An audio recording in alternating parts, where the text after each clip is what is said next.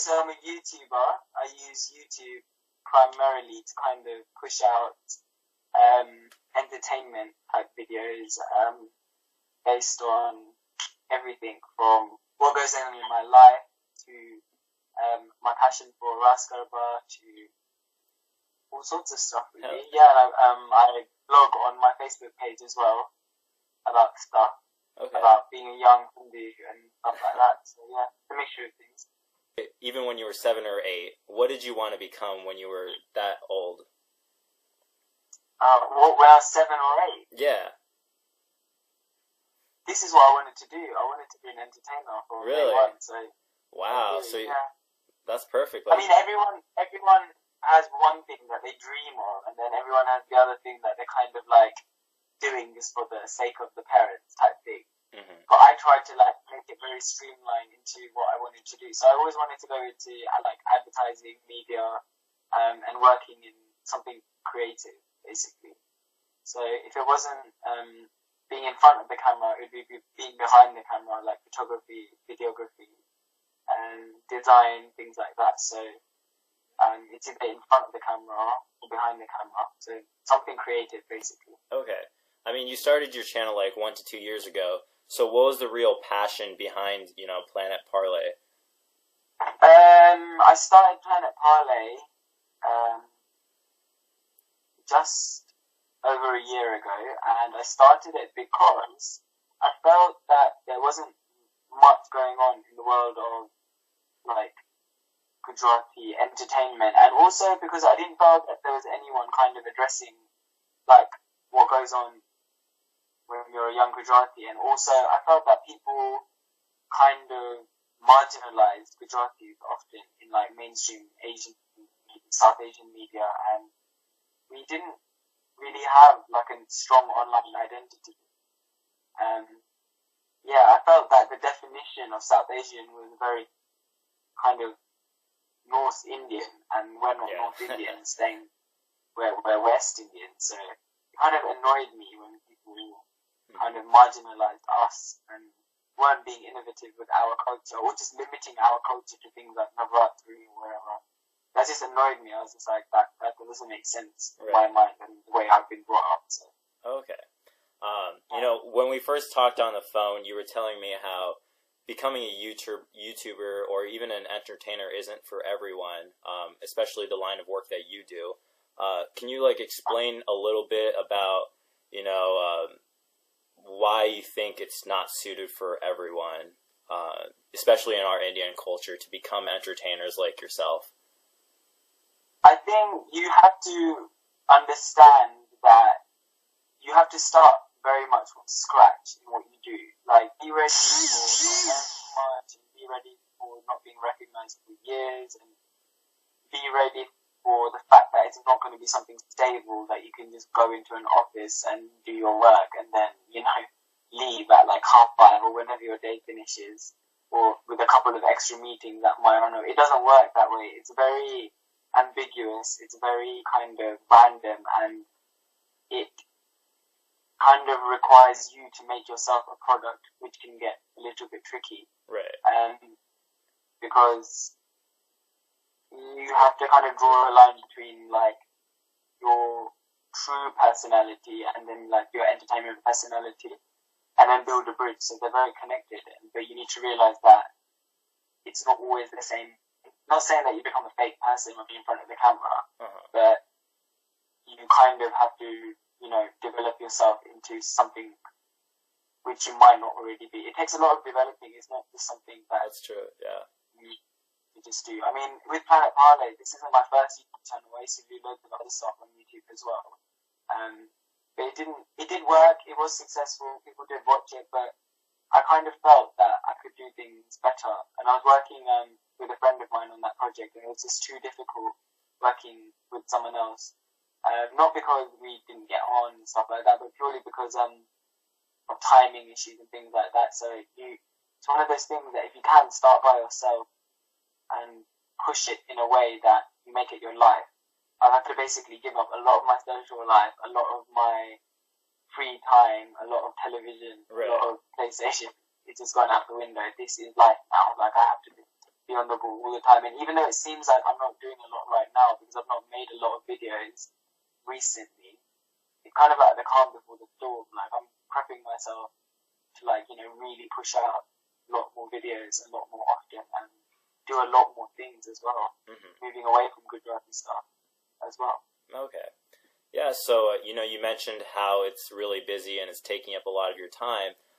So what type of reactions do you get from, friends, family, people that are in your close circle? I think my close friends are kind of like, we used to talk about this happening. Right. But then when it's actually happening, it's kind of like, oh my God, you're actually, doing what you want. So they're all really proud and overwhelmed along with me. And okay. I think what's hardest for them is kind of like to see, like when random people approach me or whatever, like it's very weird for them because they were like, we just know you as Parle, like we've gone uni together, we've grown up together, and they're like, now all these people seem to know you, and so it's a bit weird for them. Like we don't really talk about my channel and my videos that often with them, a lot of my close friends. Okay.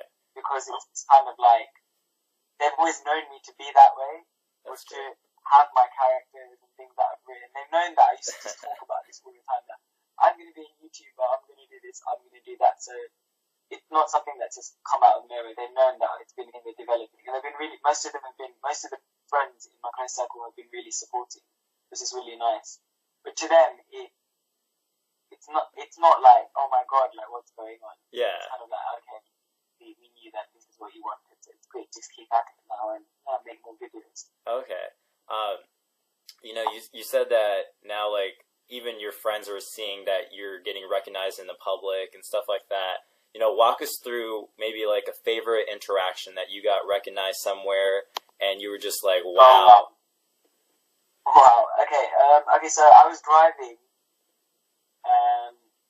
in the car with a few people to a garden actually, and we were at a traffic light, and there was a really long traffic light, and someone recognized me in the car opposite. So I was driving like this, and it started knocking frantically, and my friends were like, "Why are they knocking?" And then I was like, I was like, are my lights not working? Have I done something? Then I opened the window. They're like, "Oh my God, you're that guy!" And I was like, I never know what to say when you're that guy because I might have done something and they might know me for something else. But they were like, "Oh my God, you're the guy from Planet Parle," and it's such a humbling feeling. You're like, "Oh my God, people actually watch my videos."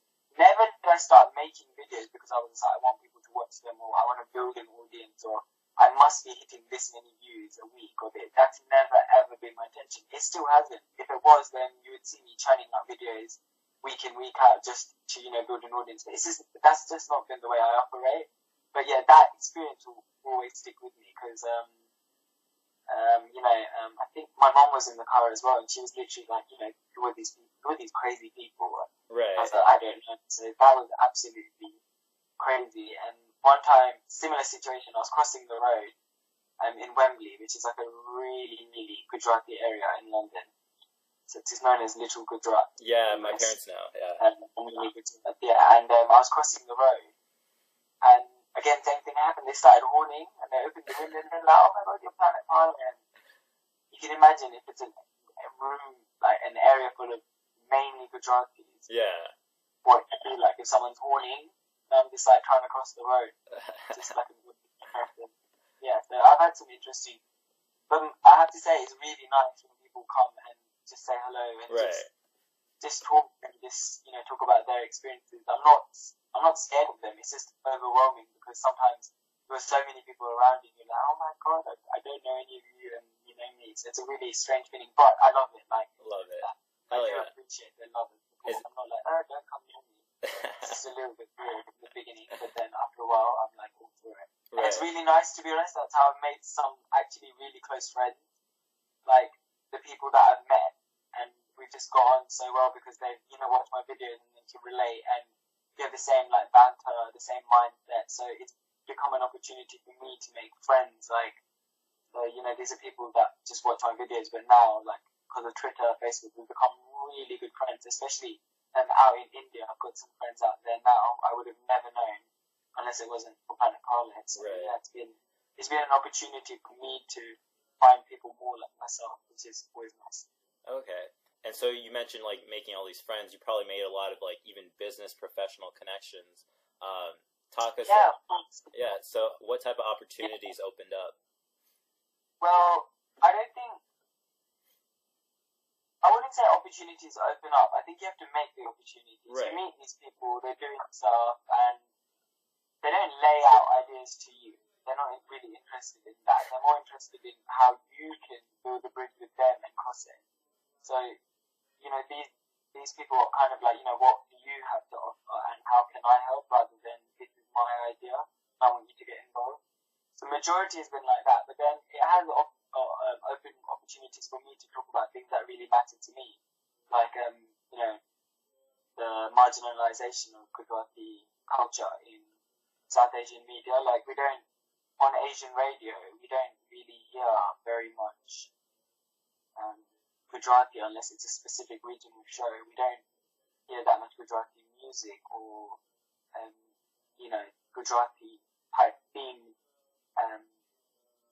presentations on the radio. And I think it's partly our fault as Gujaratis for limiting ourselves for just things like Navratri. I say Navratri because it's a perfect example when most Gujaratis kind of get into more of the Gujarati spirit. And then kind of when it's over, they kind of just put it all in the closet and then put it away. So that opportunity has been amazing for me to kind of get involved with, like, projects where I can encourage young people especially to enjoy their culture throughout the year rather than just Navratri. Just recently, I hosted a charity event with a charity that I work for called Better Loves Foundation. We hosted something called Rhythms of Ras, and it was a completely non-religious, non-community-based Garba night. So it was really nice because I get really annoyed when Gujaratis are stereotyped to just be Jains or Hindus or, people of religion. Because, I think that's really unfair for Christian Gujaratis and Muslim Gujaratis as well. Like, these people doing this, and they should too be allowed to feel as Gujarati as I do. Their religion shouldn't be something that makes them feel that, I can't really do Gujarati things because most of the time they are from a Hindu angle. So this opened up like a whole day of like folk culture, all for a fantastic cause. It was all for charity, but we were still celebrating Gujarati culture. And again, it wasn't based by one community either. It wasn't like Patel community or Sukha community or Brahmin community. It was just a bunch of like-minded people that really wanted to give Gujarati culture a go, and I did fantastically well. So many people were interested. It's very streamlined with a movement that I started called the Ras Rebellion, where we're trying to revive Gujarati music and dance. So that worked out quite well. So the opportunities like that now, like, are being created and I can work on properly rather than before when no one really wanted to listen to me. Right. Basically, you have a bigger impact now, with all the difference that you can make. I think it's nice. Not an impact as big as I would like, but still, it's a start. It's a start, yeah. I think it's a big one, yeah. We talked about a little bit about how even the profession that I'm in, and both of us, there's a lot of stigma towards it. It's very unconventional compared to most Indians that are, doctors, engineers. Why do you think parents are so closed-minded when it comes to career choices? I think it's better safe than sorry. Okay. That's what it comes down. And that's a paradox because to me, better safe than sorry is me following what I believe in to be safe than sorry. Because I don't want to be 20 years down the line going, I could have done this, I could have done that, but I didn't. I didn't give it a go and regret it the rest of my life. To them, it's kind of like, to South Asian parents, it's kind of like the opposite. They're kind of like, you're better off doing something proper, more stable, than regretting it later on in life. And I think that rigid structure is something that's only come about, I would say, in the last 100 years. Because if you look at the history of Indian people, India is known as the land of entrepreneurs. Most people run their own businesses or do their own thing. there's still to this day more people that in India that run their own business or have their own shop or their own sort of business, like some, you know, their own sort of starting compared to people that work for someone else. Right. That's a big culture in India. The entrepreneur culture is really big there. So I think we need to kind of revert back to that kind of fearless attitude of giving something a go. No one's saying that, you know, don't go to university and learn and get degrees for you to like see how, you know, corporate world works or how the industry, a stable industry works. But I think quitting dreams because of the way we brought up is a really dangerous kind of area. And you know what? It leads to much more serious things like mental illnesses amongst South Asians because they're not happy in doing what they want and That's true. they're just following, like marching along their soldiers. And it's like a tumbleweed because they do, not tumbleweed, a snowball. It's like a snowball. It kind of gets bigger and bigger because what happens is you end up going to university and studying a job that you don't want to do. You come out of university and living a life that you don't want to live. Then you're marketed out to the world as some sort of, I don't know, guy or a girl that's a doctor or a dentist or a pharmacist. And then people get the wrong idea of you because they're like, oh, that guy's a dentist, he's a doctor, he's a pharmacist, he must be like this. Naturally, you attract the wrong type of partner, you settle down with them, and then because of the conservativeness of our society, you end up having to stick with them, and then your life becomes really miserable.